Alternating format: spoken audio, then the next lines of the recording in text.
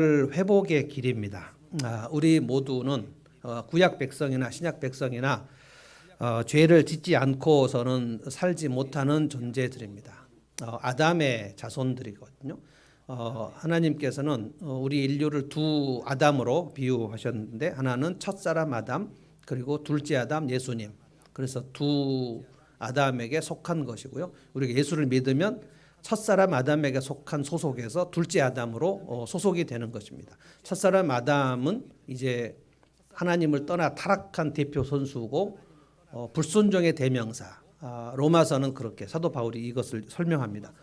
그래서 둘째 아담 예수님은 순종의 대명사. 그래서 우리가 예수를 믿는다는 것은 소속이 바뀌는 것을 말합니다. 그래서 예수님께서 십자가에 달려 돌아가심으로 우리의 죄를 다 씻었다, 이렇게 얘기를 하는 거죠. 근데 이제 구약 백성들도 이 정결 회복의 길을 하나님이 마련하시는데, 그것은 이제 예수님의 십자가를 가리키는 것인데, 구약에서는 이 짐승을 죽이는 것으로 소와 양과 염소의 피, 이 피를 대신 흘림으로써 죄를 속하는 방식을 하나님께서 말씀하셨습니다. 특별히 지금 이제 오늘 이 민수기 19장 얘기는 레위기에 다 제사가 나와 있는데 왜 이 민수기 19장에 다시 이 붉은 암송아지 얘기를 하셨는가 하면은, 민수기 16장에 우리가 이제 그 본문을 주일날 본문으로는 안 했는데요. 민수기 16장에 아주 광야 40년 중에 가장 유명한 반역 사건, 고라 자손의 반역 사건이 나옵니다. 이 고라 자손의 반역으로 인해서 하나님께서 15,000명을 죽이셨는데, 그 문제가, 그 반역의 문제가 계속 해결이 되지 않는 거예요. 이거는 마치 애굽의 질병과 같아서 하나님 애굽의 질병을 치료하겠다고 하셨는데, 이스라엘 백성들이 이 이집트로 돌아가려는 이 생각, 이것이 이제 예습관이거든요. 어떻게 하면 내가 예수 믿기 전에 상태로 돌아갈 것인가, 이것이 굉장히 우리에게 강력합니다. 예수님을 믿게 된 이후에는 내가 죄를 짓지 말고 살아야 되겠다. 내가 예습관을, 예수 믿기 전에 예습관이었으니까 이 예습관을 완전히 결배하려 되겠다. 이런 마음이 있습니다. 그런데 이 예습관은 우리 무의식에서 일어나는 사건이어서 내가 어떤 것이 예습관인지 어떤 것이 죄인지를 인지도 못하는 경우가 대부분이에요. 예수 믿은 지 오래되신 분들에게도 제가 물어보면 당신의 예습관이 뭡니까? 라고 물어보면 예습관이요? 뭐죠? 이렇게 얘기를 하는 경우가 많아요. 여러분, 오늘 설교 들으시면서 자기의 중요한 예습관이 무엇인지, 굉장히 그것은 반복적으로 일어나서 하나님을 거스르고 그리고 내 옆에 있는 이웃을 굉장히 힘들게 하는 그 메인 예습관이 있는 것이거든요. 대부분 잘 몰라요. 그래서 개인적으로 이제 상담을 하면서 계속 대화를 하는 가운데 드디어 이것이 예습관이군요. 실시간으로 내가 누군가를 굉장히 괴롭히고 있는데 그걸 알지 못하는 거예요. 이스라엘 백성도 마찬가지입니다. 그래서 애굽의 질병은 우리로 말하면 예습관입니다. 그래서 이제 죄를 지은 이스라엘 백성들, 조금 이따 이 민수기 16장의 죄에 대해서 좀 더 자세하게 설명하겠는데, 하나님께서 이 이스라엘 백성들이 이 거룩한 백성인데, 신부는 거룩한 백성인데 자꾸만 이 애굽의 질병이 있으니 이들을 어떻게 하면 좋을 것인가. 죄는 자기만 더럽히는 게 아니고 다른 사람들을 더럽히는 전념성이 있는 것이거든요. 그래서 이들을 거룩함을 회복하는 일을 다시 한번 알려야 되겠다. 이래서 이제 붉은 암송아지를 잡으라는 얘기가 나온 것입니다. 우리도 이제 예수 믿은 이후에도 끊임없이 우리의 예습관이 살아 움직이기 때문에 우리는 예배를 드릴 때, 하나님 앞에 나올 때 내가 얼마나 더러운 존재인가를 인식을 해야 돼요. 그래서 우리 모두는 하나님 앞에 예배할 자격이 없습니다. 자격이 없어요. 이거를 예배 때마다, 하나님께 기도하러 나올 때마다 이것을 인식을 해야 됩니다. 내가 얼마나 자격이 없는가. 그래서 내가 하나님 앞에 나올 자격이 있다고 생각하는 순간 그는 바리새인의 외식에 들어가는 겁니다. 바리새인들은 자기가 얼마나 하나님 앞에 자격이 있는가에 대해서 끊임없이 확신을 했거든요. 저 세리는 자격이 없지만 나는 자격이 있는 사람입니다. 하나님께서 그 바리새인의 모습, 예수님도 그 바리새인의 모습을 가장 혐오스럽게 하셨거든요. 우리는 모두 하나님을 떠나 반역한 자들이고 예수님을 믿은 이후에도 우리 스스로는 하나님 앞에 설 자격이 없어요. 자격이 없다. 한번 다 같이 해보실까요? 자격이 없다. 자격이 없어요. 자격이 없는 것을 구약 성경은 부정하다 그랬습니다. 부정하다. 부정한 백성들, 여기 이제 구약의 레위기나 민수기에 보면 계속 그는 부정하다, 부정하다. 부정하다는 말은 하나님 앞에 설 자격이 없다 이 말이에요. 그래서 부정하니 7일 동안 격리한다. 부정하니 그는 너무나 부정하니 그 이스라엘 거룩한 진에서 영원히 격리한다. 이게 이제 죽이는 것입니다.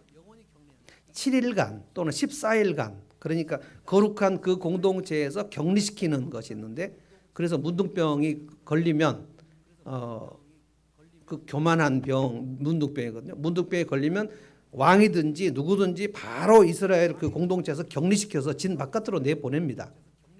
그런데 그가 거기서 하나님 앞에 겸손하게 되면 그 문둥병이 또 나아요. 또 문둥병 불치병이 아닙니다.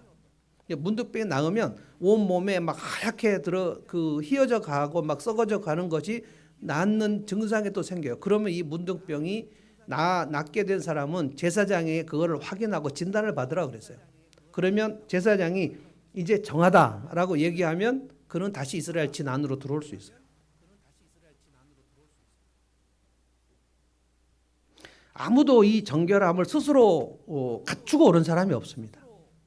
그래서 이 정결 회복의 길을 하나님께서 알려주실 때 저는 오늘 이렇게 이제 생각을 합니다. 정결 회복의 길을 깨닫고 내가 이런 방식으로 하나님 앞에 정결하게 되는구나 이것을 깨닫는 것이 우리가 하나님 앞에 십자가 은혜를 회복하는 길입니다. 그래서 정결 회복의 길이라 제가 설교 제목을 잡았는데 이것은 은혜 회복의 길이다 이렇게 생각하시면 좋겠습니다. 하나님께서 이제 오늘 모세와 아론에게 뭘 얘기하셨냐면 붉은 암송아지 한 마리를 잡으라 그랬어요. 그런데 흠이 없고 온전하고 아직 멍에를 메어보지 않은 새끼 붉은 암송아지 이 한 마리를 잡아서 피를 흘리고 그리고 산채로 태워서 재를 만들어서 그 재물로 백성들을 씻으라는 거예요. 그래서 피로 죄를 덮는 것이고요. 이 정결 회복의 길은 그것입니다. 우리가 예수를 믿고 내가 정결함을 회복하고 그리고 예수를 믿은 이후에 또 죄를 짓고 죄를 지은 상태는 이제 더러워진 상태니까 이것을 다시 회복하는 것. 우리가 샤워를 하고 손을 씻는 것은 이 더러워진 것을 씻는 것이거든요. 어쩔 수 없이 우리는 이 옛습관이 24시간 흘러나오기 때문에 순간순간 우리가 이 죄를 인지하고 정결함을 회복을 해야 되는데 이거는 이제 믿음으로 하는 것입니다. 내 죄를 피로 덮는다. 이것이 이제 첫 번째 단계고요. 그 죄를 그 피를 뿌린다고도 하고 덮는다고도 해요. 그리고 난 다음에 그 죄를 주님이 태우셔요. 근데 내가 태워져야 되는데 이 오늘 구약에서는 붉은 암송아지를 전체로 태우는 거거든요. 그래서 그 화장하는 것처럼 다 태워서 재를 만들라는 거예요. 그 붉은 암송아지 재를 만들어요. 그래서 정결케 하는 물에다가 그 재를 타서 그 잿물로 백성들을 씻어요. 그러니까 3단계가 뭐냐면은 그 피로 죄를 덮는 거예요. 그 다음에 그 죄를 태우는 거예요. 그리고 그 죄를 물로 씻는 거예요. 자, 먼저 이제 그 피로 죄를 덮는 일을 하나님 말씀하셨습니다. 2절 한번 보겠습니다. 2절. 너는 이스라엘 자손에게 말하여 흠없는 온전한 붉은 암송아지 곧 아직 멍에를 메어본 일이 없는 것을 너에게 끌고 오게 하여라. 3절. 너는 그것을 제사장 엘르아살에게 주어라. 여기 최초로 이제 대제사장 아론에서 엘르아살로 넘어가는 장면입니다. 이제 아론은 좀 있으면 죽습니다. 그래서 대제사장의 임무가 이제 엘르아살에게 승계되는 과정이에요. 대제사장 엘르아살이 지금 하나님의 제사를 맡는 첫 번째 거명이 된 겁니다. 엘르아살에게 주면 그러면 그는 그것을 진 밖으로 끌고 가서 자기가 보는 앞에서 잡게 할 것이다. 4절 다 같이 읽겠습니다. 한번 읽어봅시다. 시작. 제사장 엘르아살은 그 피를 손가락에 찍고 그 피를 회막 앞쪽으로 7번 뿌려야 한다. 그 피는 어떤 피냐면 암송아지 피예요. 암송아지 피를 제사장이 손가락에 찍어서 그 피를 회막 앞쪽으로 7번을 뿌리라는 거예요. 피를 뿌려요. 암송아지의 피를 뿌려요. 지금 이스라엘 백성들을 하나님이 보실 때 이들은 완전히 하나님의 거룩함을 상실한 상태예요. 죄가 이스라엘 백성 60만 장정의 200만 이스라엘 그 어마어마한 그 광야 시절에 죄가 아주 가득 찬 상태란 말이에요. 이게 이제 민수기 16장의 사건입니다. 굉장히 유명한 사건이에요. 광야 40년 여정에서 가장 큰 구테타 사건입니다. 고라의 반역인데 고라는 레위 지파입니다. 레위 지파에게 하나님께서 성막을 수종드는 일을 하게 하셨고 그 레위 지파 사람들 중에 아론과 그의 아들들은 제사장 일을 하게 하셨어요. 그래서 한 레위 지파인데 레위 지파 안에서 제사장의 업무가 있고 레위 지파의 업무가 있어요. 제사장의 업무는 제사를 드리고 지금 아론과 엘르아살이 제사를 드리고 짐승의 피를 뿌리는 그 모든 제단 위에서 하는 일은 제사장만이 하는 거예요. 레위 지파는 이 성막의 그 기구들을 청소하고 성막 휘장을 그 운반도 하고 그리고 이 모든 그러니까 성막에 수종드는 모든 일들을 레위 지파가 해요. 근데 고라가 우리가 다 같은 레위 지파인데 왜 우리는 성막을 수종드는 일을 하고 저 아론과 저 아들들은 가장 거룩한 지성소에 들어가서 하나님의 일을 하는가 이 부분에 대해서 차별의식을 느꼈어요. 그래서 고라가 레위 지파만 그 충동한 게 아니고 르우벤 지파에 있는 다담과 아비람을 충동합니다. 야, 저 모세와 아론이 우리 중에서 똑같은데 너무 저렇게 의시되는 거 아닌가? 모세와 아론이 너무 우리 위에 있는 거 아닌가? 모세와 아론이 좀 너무 지나치게 분수에 지나치게 마치 하나님의 그 일이 자기들에게만 있는 것처럼 하는 것이 아니냐 하고 사람들을 다 부추겨요. 근데 거기에 다담과 아비람 이런 사람들이 넘어갑니다. 그래서 힘을 내 가지고 각 지파에 이 고라가 자기 의견을 통일할 사람들, 찬동할 사람들을 모집하는데 놀랍게도 각 지파의 리더들이 250명이 고라 자손의 뜻에 찬동을 합니다. 그래서 어느 날 이 250명이 모세와 아론을 대항하면서 나갑니다. 이게 민수기 16장의 유명한 사건이에요. 하나님의 백성들이 모두 거룩한데 모세와 아론 너희들이 분수에 지나치게 우리 위에서 군림하려고 한다. 너희들이 우리의 왕이 되려고 한다. 그러면서 막 얘기하니까 모세가 굉장히 당황을 합니다. 내가 언제 너희들 위에 군림하려고 했냐. 그래서 모세와 아론에 대해서 너무한다고 얘기를 해요. 하나님께서 이 고라 자손들 특별히 레위 지파 중에서 그들의 마음이 교만해진 이 백성들을 굉장히 징계하시겠다고 마음을 먹고 너희들 모두 성막 앞으로 나와라. 그리고 고라 자손들이 여기 서고 그리고 모세와 아론 여기 서고 그래서 양쪽에 딱 서라. 근데 거기서 하나님께서 이 고라 자손들이 있는 그래서 고라 자손들의 그 부인 처자식 다 모두 다 서 있는데 거기가 통째로 그 땅에서 지진이 나가지고 그 땅이 그들을 삼키도록 여호와의 불이 나와서 고라 자손들을 삼켜버립니다. 이것은 이제 뭐냐면은 그 애굽의 질병이 지난주에 우리가 자기 비하도 얘기했고 원망도 얘기했잖아요. 그런데 그것만 있는 것이 아닙니다. 우리의 옛 습관 속에는 탐심이 있어요. 탐심은 뭐냐면 남의 것을 내 것으로 하고자 하는 거예요. 탐심이 있으면 반드시 교만하게 됩니다. 탐심과 교만은 같이 갑니다. 그럼 마음을 높여요. 그러니까 고라 자손이 생각한 게 우리가 레위 지파이지만 아론도 레위 지파고 나도 레위 지파인데 왜 나는 수종드는 일만 하고 쟤는 저렇게 폼나는 제단 일을 하는가? 우리도 저걸 하고 싶다. 이런 생각이 들었던 거예요. 근데 하나님께서 그에게 맡기신 직무보다 더 올라가고 싶은 거예요. 하나님이 아론에게는 대제사장의 직분을 주셨고 아론의 아들들에게는 제사장의 직분을 주셨고 레위 지파에게는 성막을 수종드는 직분을 주셨어요. 근데 여기서 여기까지 올라가려고 하는 거예요. 여러분 공직자들이 직무유기가 있고요. 직권남용이 있습니다. 직권남용은 자기의 직무 이상의 일을 하려고 하는 것이고요. 직무유기는 자기의 일을 해야 되는 일을 안 해버리는 겁니다. 이거 두 개 다 감옥 가는 거거든요. 근데 이 고라 자손들이 직권을 남용하려고 하는 거예요. 이걸 월권이라고 합니다. 회사 조직에도 있고 공동체 안에도 이런 일들이 얼마든지 있습니다. 그 한 사람이 마음을 높이고 교만하게 되면 당을 만들어요. 그 250명의 당을 만들어 가지고 모세와 아론을 구테타를 하는데 하나님께서 모세와 아론을 손을 들어주시고 고라 자손을 250명을 죽여버렸어요. 자, 이게 뭡니까? 그 교만과 탐심의 그 더러움의 죄악을 하나님께서 거룩한 공동체에서 격리시켜 버리는 거예요. 그래서 이 구약 성경 읽어보면 하나님께서 그 진에서 영원히 격리된다, 진에서 끊어진다 이런 말들이 계속 나오는데 그건 죽이라는 거예요. 뭐 부모를 욕하는 자들은 죽인다, 안식일에 나무하러 간다는 죽인다, 이런 얘기들 계속 나옵니다. 신명기에 보면 그 근친 상간을 하는 자들과 짐승 앞에서 성관계를 하는 자들과 남자가 남자를 동성애하는 자들 거기서 발견되는 자를 죽인다. 그리고 점치는 자, 박수, 술객, 무당 이런 자들 죽인다. 미래를 점치는 자 하나님께서 그 공동체에서 격리시키는 얘기가 굉장히 많이 나옵니다. 이 뜻은 뭐냐면 이 거룩한 공동체에 더러움이 전염되지 못하도록 하는 거예요.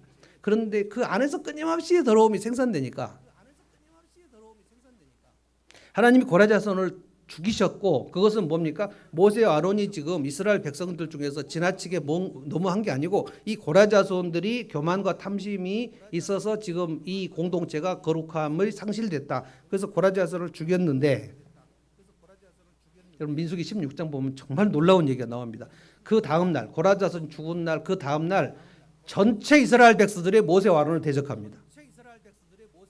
뭐라고 얘기하냐면 하나님의 거룩한 레위 지파를 너희가 죽였다는 거예요. 모세와 아론이 지진을 어떻게 일으킵니까? 하나님께서 죽이신 거예요. 그런데 이미 그 250명의 그 당을 짓는 무리들의 그 교만과 탐심 이스라엘 전체에 들어가는 거예요. 여러분 그래서 우리가 죄를 짓는다는 것은 그렇게 간단하게 생각할 일이 아닙니다. 내가 예습관을 가지고 있으면 항상 나와 내 공동체는 더러움에 전염이 되는 것이거든요. 내가 매일 밖에 나가서 일을 하고 집에 와서 절대로 안 씻고 그러면 내 몸이 내 손이 다 더러워지지 않겠습니까? 그러면 내가 맨날 며칠 안 씻고 있으면 내가 만지는 그릇이나 이것들은 모두 다 더러워지는 거예요. 그러면 세균도 묻고 막 다 더러워지는 거예요. 그런데 만약에 아내가 여보 왜 이렇게 안 씻고 그래? 내가 안 씻는다고 뭐가 문제가 돼? 뭐가 문제가 되기는 다 문제가 되죠. 그 여러분 한 사람 한 사람이 이 예습관을 정결하게 하는 법을 모르면 나도 모르게 공동체를 굉장히 더럽히는 일에 기여를 하게 되고 내가 무슨 뭐를 했다 그래? 이게 아주 가장 미숙한 사람의 모습입니다. 근데 고라 자손 하나님이 죽이셨지만 그 교만과 탐심의 그 예습관은 이미 이스라엘 백성 전체로 들어가 버린 거예요. 그래서 민수기 16장 보면 하나님께서 그 고라 자손의 탐심과 교만이 들어간 사람들을 하나님이 골라서 하나님이 그 전염병을 보내서 1만 4천 명을 죽여버려요. 그래서 고라 자손 250명 그리고 1만 4,500명 그래서 총 15,000명이 하나님 앞에서 죽임을 당합니다. 이 굉장히 유명한 사건입니다. 그리고 나서 하나님께서 진짜 내가 구원한 내 백성이 맞지만 어떻게 해서 이 애굽의 질병이 이렇게도 없어지지 않는가. 그래서 다시 이들을 정결하게 해야 되겠다. 정결함을 회복해야 되겠다 하는 그 마음으로 이 붉은 암송아지를 잡으라 그런 거예요. 이것이 하나님의 대안입니다. 이 백성은 죄로 인해서 날마다 거룩함을 상실하니 너희가 이 상태로 하나님 앞에 나올 수가 없지 않냐. 거룩함을 상실하면 그것을 부정하다 그래. 부정한 상태로 하나님 앞에 나올 수 없어요. 그래서 오늘 우리가 예배를 하러 나올 때 우리는 부정한 상태로 있습니다. 그래서 우리가 예배를 나올 때 십자가의 피로 나를 정하게 하신 것을 다시 인지해야지 예배가 성립되는 거예요. 그냥 와갖고 이렇게 앉아 있으면 내가 지금 하나님 앞에 더러운 채가 나와 있는 겁니다. 이 문제를 해결해야 되는데 그것이 뭐냐면 십자가의 그 피로 내 죄를 덮어야 되는 거거든요. 그래서 4절을 제가 다시 한번 읽어보겠습니다. 제사장 엘르아살은 그 피를 손가락에 찍고 그 피를 회막 앞쪽에 7번 뿌려야 한다. 짐승의 피를 뿌려요. 그러면 그거를 피 뿌림이라고도 하지만 피로 죄를 덮는다고도 해요. 피 흘림이라고도 하고. 히브리서에는 이 예수님의 십자가 사건을 피 흘림이 없으면 그는 사하심이 없다. 그러니까 피를 뿌려서 그의 죄를 덮는다. 그래서 그 피로 속죄함 받았네 이 찬송을 하는 거거든요.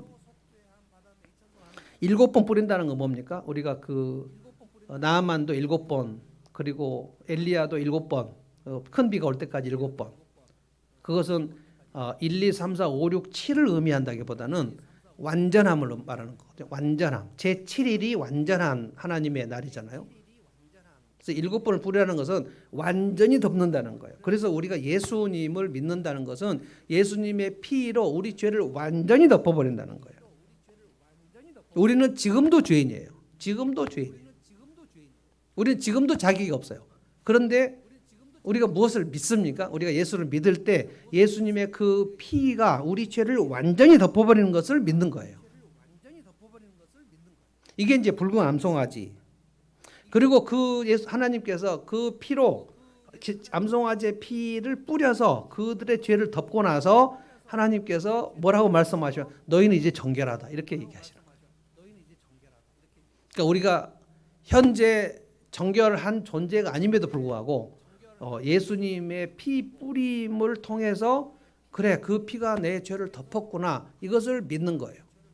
그러면 우리는 죄가 있는데 그 피로 죄를 덮어서 너희는 이제 죄가 없다. 이것을 하나님이 너희는 의롭다 이렇게 하시는 겁니다. 여러분 예수 믿을 때 그리고 오늘 예배 드릴 때 그리고 마지막 날 예수님 다시 오시면 최후 심판을 하실 때도 여러분에게 그 고백이 있어야 돼요. 그래서 한 사람이 죽음의 순간 이럴 때에 진짜 열심히 신앙생활을 하고 목회 열심히 하던 분들도 마지막 그 임종을 거둘 때 막 엉뚱한 소리 하고 막 예수님 없다고 그러고 하나님 없다고 이런 소리 하는 사람들도 많이 있거든요.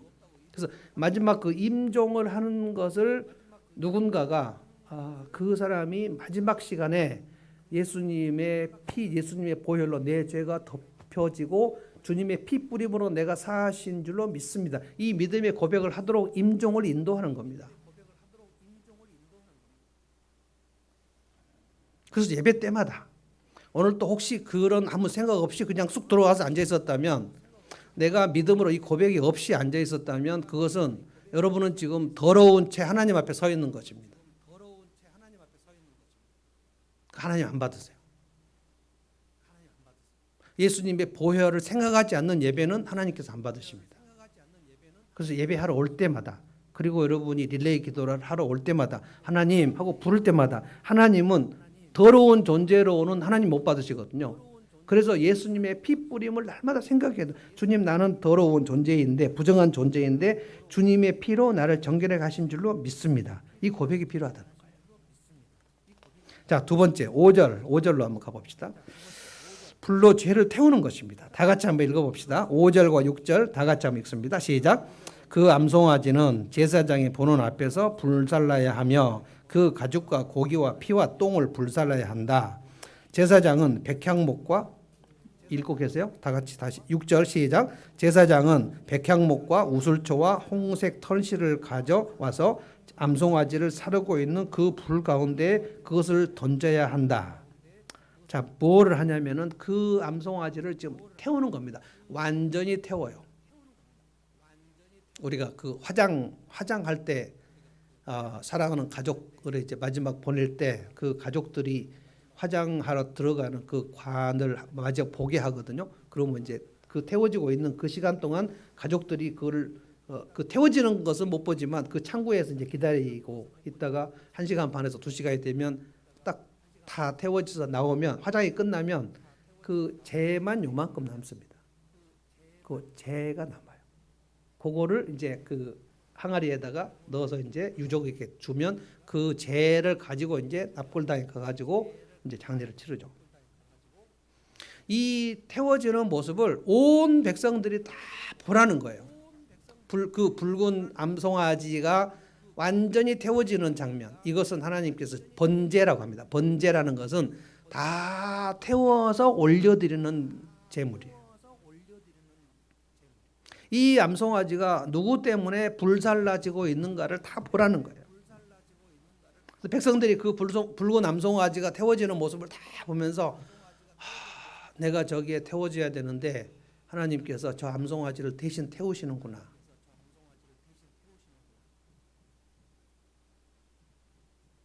그래서 우리가 이 고백, 예수님께서 나를 위하여 대신 완전히 그 몸이 찢겨지시고 훼손되신 것을 믿는 믿음이 없으면 그런 마지막 날에 자기 죄로 인해서 영원히 지옥불에서 태워져야 되는데 그건 소멸되지도 않고 영원히 타는 것이거든요.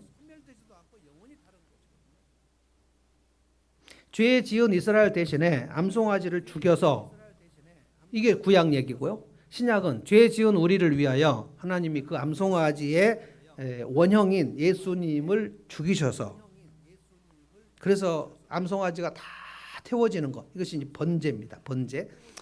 십자가는 그래서 완전히 제사입니다. 십자가는 영원히 단번에 드린 제사예요. 그래서 십자가 이후에는 제사가 없는 것입니다. 내 죄가 불로 태워졌구나. 이것이 있으면, 그래서 이제 이 정결 회복의 단계는 내 영혼이 충만해지는 단계라는 거예요. 그래서 우리가 믿음이 식어진다는 것은 뭐냐면 내 죄가 불로 완전히 태워졌다는 그 믿음이 식어지는 겁니다. 그 믿음이 식어지면 하나님 앞에 뜨겁게 예배를 드릴 수 없어요. 그냥 뭐 십자가가 뭐 별것인가 이런 생각이 들어버리는 거예요. 그래서 요한계시록 보면 그 라오디게아 교회 7교회 중에서 주님께서 가장 그 무섭게 책망한 교회가 라오디게아 교회인데, 라오디게아 교회에게 하나님이 말씀하실 때 너는 뜨겁지도 않고 차지도 않고 미지근한데 내가 너가 참 보기에 너의 모습이 너무 역겹다. 내가 너의 모습을 혐오한다. 그래서 하나님이 혐오하시는 신앙생활의 모습이 뭐냐면 뜨겁지도 않고 차지도 않고 기도를 하는 것도 아니고 안 하는 것도 아니고 예배를 드리는 것도 아니고 안 드리는 것도 아니고 신앙생활을 하는 것 같기도 하고 안 하는 것 같기도 하고 그냥 왔다 갔다 하는 그 성도들, 우리 한국교회 굉장히 많습니다. 라오디게아 신앙. 안 믿는 것도 아닌데 믿는 것도 아니에요. 헌신을 하는 것 같기도 하고 안 하는 것 같기도 하고, 그러니까 겉으로는 다 하는 것 같으나 속마음으로 마음속에 그 뜨거움이 없는 거예요. 뜨거움이. 이것이 심히 그 믿음이 지금 식어지고 있는 상황이거든요. 그래서 주님이 라오디게아 교회를 향하여 그 대안을 주시는데, 너가 지금 벌거벗은 것을 보지 못한다. 너의 수치를 보지 못한다. 네가 가서 불로 연단한 정금을 사라 그랬어요. 불로 연단한 그런 재련소에 들어가서 완전히 순금이 된, 불로 완전히 태워지면 불순물이 다 제거된 그 정금을 사서 그것으로 네가 옷을 사서 수치를 가리우라는 거예요. 영적으로 미숙한 사람은 내가 하나님 앞에 얼마나 더러운지를 깨닫지 못해요. 그래서 우리 아이들 그 훈육할 때 항상 손 씻기를 훈육하는 거 아닙니까? 학교 갔다 오면 씻고 와, 손 씻고 와. 지금 이제 코로나 때문에 그것이 많이 훈육이 됐지만 안 씻고 손 안 씻고 음식 먹고 손 안 씻고 뭐 하고 그러면 결국 그 아이가 손을 안 씻은 것으로 해서 온 가족이 다 독감에 걸리는 거. 손을 씻는 것이 너무 필수적인 훈육인 것처럼, 그래서 내가 내 손이 더럽고 내 몸이 더러운 것을 인지하는 것, 그래서 씻어야 되죠. 씻어야 돼요. 이 두 번째 과정이 있어야 그 사람이 정결하게 된다는 거예요. 너 벌거벗은 수치를 가리워라. 불로 연단한 정금을 사라는 거예요. 이것이 이제 암송아지가 태워지는 것을 모두 보면서 그래, 우리가 십자가에 달리신 예수님을 보면서 그 십자가에 주님의 몸이 훼손됨으로 인하여 내가 살게 되었구나. 내가 다시 정결하게 되었구나. 이것이 내 스스로는 하나님 앞에 정결하게 될 수가 없지만 하나님께서 마련하신 그 길이란 말이에요. 그 증거로 우리가 성찬 예식을 하는 겁니다. 자, 세 번째. 7절부터 10절까지를 이제 보겠습니다.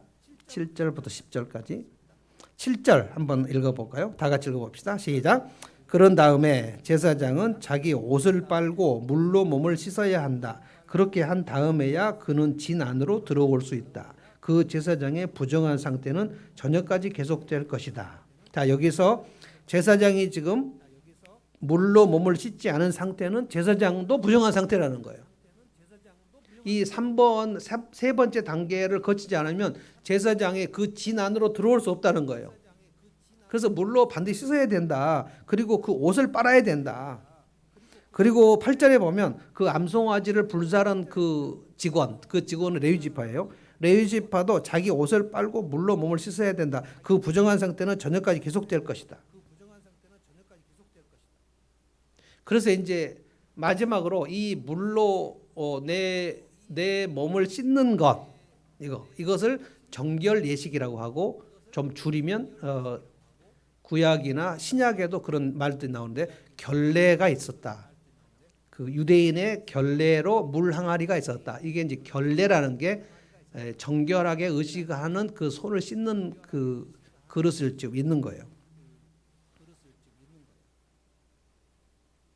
우리가 주님께서 잡히시던 날 밤, 목요일 날 밤에 제자들에게 뭘 하셨나요? 그 발을 씻는 세족식 하셨죠. 세족식을 했는데 12명 다 했습니다. 가룟 유다도 했습니다. 그런데 그 주님이 발을 씻으시는 그 일을 말리는 사람은 베드로밖에 없었어요. 항상 제가 볼 때 그래도 12명 중에서 베드로가 낫다 이런 생각이 들어요. 그래도 베드로가 주님이 제 발을 어떻게 씻으십니까? 막 그랬어요. 다른 제자들은 전부 발 내밀고 씻어주세요 이렇게 했는데 베드로는 안 된다고 안 된다고. 그런데 주님이 뭐라 그랬냐면 내가 너의 발을 씻지 아니하면 너하고 나하고 상관이 없다 그랬어요. 그러니까 예수님이 우리의 발을 씻어주셨다. 이것은 이제 그 목요일 저녁입니다. 목요일 저녁에 발을 씻어주는 세족식은 뭐냐면 그 다음날 예수님이 우리의 죄를 씻어주는 십자가를 가리키는 거였는데 제자들은 그걸 몰랐어요. 목요일 저녁에 아무도 몰랐습니다. 제자들은. 마치 복음서의 제자들은 교회 안에서 그 십자가의 의미를 깨닫지 못한 채 교회 왔다 갔다 하는 사람들의 상태하고 똑같아요. 제가 거듭나기 전에 그랬거든요. 교회에서 하는 액티비티 모든 활동들이 너무 재밌었는데 예수님의 보혈에 관계된 그것만 지루했어요. 예수님께서 베드로에게 하신 말씀을 우리가 기억해야 돼요. 내가 너를 씻지 아니하면, 이 말은 너의 발을 씻어야지 너하고 나하고 관계가 있다는 거고, 이거는 이제 내가 너를 죄를 씻어야지 너하고 너와 관계가 있다는 거예요. 우리가 예수를 믿는 것은 예수님이 내 죄를 씻어주신 것에 대한 믿음을 갖는 겁니다. 이것이 이제 3단계입니다. 자, 9절을 읽어보면은 이제 이 암송아지를 가지고 뭘 만드는가가 나옵니다. 9절 제가 읽어보겠습니다. 암송아지 재는 정결한 사람이 거두어서 진 바깥 정결한 곳에 보관하여야 한다. 그것은 이스라엘 자손 회중이 죄를 속하리 할 때에 부정을 씻는 물에 타서 쓸 것이므로, 여기서 부정을 씻는 물, 부정을 씻어내는 물에 그 죄를 탄단 말이에요. 그래서 그래야 되기 때문에 잘 보관하라는 거예요. 이 암송아지의 죄의 물을 타서 그것으로 백성들을 다 씻어내야 된다는 거예요. 그러니까 1단계, 2단계, 3단계 정결 회복의 단계를 여러분들이 지금 그 인식을 하시고, 우리가 예배를 드릴 때 기도를 할 때도 예수님의 십자가의 사건이 1단계는 그 피로 내 죄를 덮으셨다. 오, 놀라운 소리가 났네요. 그 피로 내 죄를 덮으셨다. 주님 그 피로 내 죄를 덮으셨음을 믿습니다. 이 믿음이 이제 고백되는 거고요. 그 다음에는 주님이 다 온몸이 태워주셔서 그 완전히 내 죄를 태워주셨다. 그리고 이제 3단계가 그 물로 암송아지의 잿 물로. 그래서 성경은 자꾸 그 피와 물로 우리를 정결케 했다. 성령과 물로 우리를 거듭났다. 이런 얘기를 하는 겁니다. 그래서 우리가 세례를 줄 때 물로 세례를 주는 겁니다. 오늘 제가 이 정결함을 회복하는 단계 3단계를 여러분들에게 말씀을 드렸습니다. 매일 기억을 하셔야 돼요. 여러분 예수를 믿을 때도 이 고백이 있었어야 되고 오늘 예배를 드릴 때도 이 고백이 있어야 되고 문제는 우리가 마지막 날 주님 앞에 설 때입니다. 그때까지 이 고백이 이 고백이 훼손되지 말아야 돼요. 그래서 이 고백이 오늘 이 말씀을 들으면서 다시 하나님께서 이렇게 나를 회복시켜 주셨구나. 최후의 심판날 각자가 주님 앞에 딱 설 때에 우리가 심판이 없다 하는 것은 그 지옥 형벌이 없다는 뜻이고 재판을 받지 않는다는 뜻이 아닙니다. 각 사람이 이 심판주 하나님 앞에 선다 그랬어요. 이것은 우리 모두에게 필수적으로 오는 시간입니다. 각 사람이 거기서 서요. 그래서 그 사람이 로마서에 보면 각 사람이 자기의 죄를 직고한다 그랬어요. 직접 내 죄를 하나님 앞에서 다 얘기해요. 그리고 그날에는 숨겨진 죄들이 온 천하에 다 발가벗겨진다 그랬어요. 그러니까 지금 우리가 사람들이 보지 않는 시간에 내가 은밀하게 지은 죄들, 그 죄들도 온 천하에 다 밝혀진다는 거예요. 얼마나 부끄럽겠습니까? 그때. 그런데 저는 그렇게 생각합니다. 그때 부끄럽지 않은 사람이 한 명이라도 있을까요? 지금 하나님께서 오늘이 마지막 최후의 심판날이라면 오늘 우리가 하나님 앞에 섰을 때 지금 현재 덕지덕지 죄가 붙어있지 않은 채로 주님 앞에 정결한 채로 서 있는 사람이 누가 있을까요? 오늘 없어요. 그래서 이 고백이 또 필요한 거란 말이에요. 마지막 날도 이 고백이 필요하단 말이에요. 주님의 피로 내 죄가 덮인 줄로 믿습니다. 이 고백. 한번 따라서 해보십시오. 주님의 피로 내 죄가 덮여진 줄로 믿습니다. 그 피로 죄를 덮는 것입니다. 그러면 하나님께서는 예수님의 피로 내 죄를 덮고 나서 마치 내 죄가 없다. 네 죄는 없구나. 이것이 의롭게 되는 거거든요. 그 다음에 이제 두 번째로 내 죄는 주님의 불로 다 태워진 줄로 믿습니다. 시작. 내 죄는 주님의 불로 태워진 줄로 믿습니다. 주님께서 그 붉은 암송아지를 다 태워지는 것을 이스라엘 백성들에게 보게 하실 때 그래 저 십자가에서 내 죄를 다 태우셨구나. 이 고백을 우리가 오늘 예배 때도 하고 내일 또 하고 그래서 이 고백이 식어지지 않아야 된다는 거예요. 요한계시록 라오디게아 교회는 이 고백이 식어져 버렸어요. 마지막 날 되면 믿음이 식어진다 그랬거든요. 근데 가만히 있으면 믿음이 식어집니다.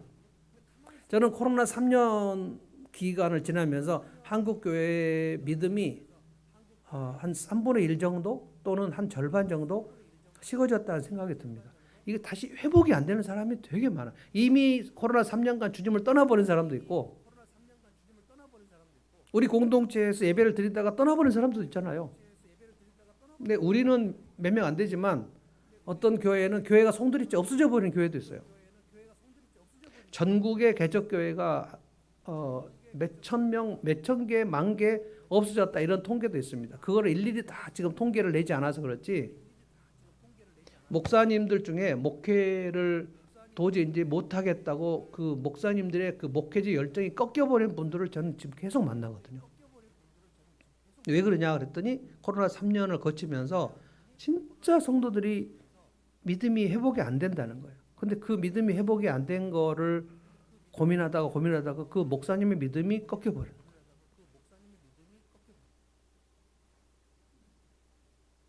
그래서 이 믿음을 계속해서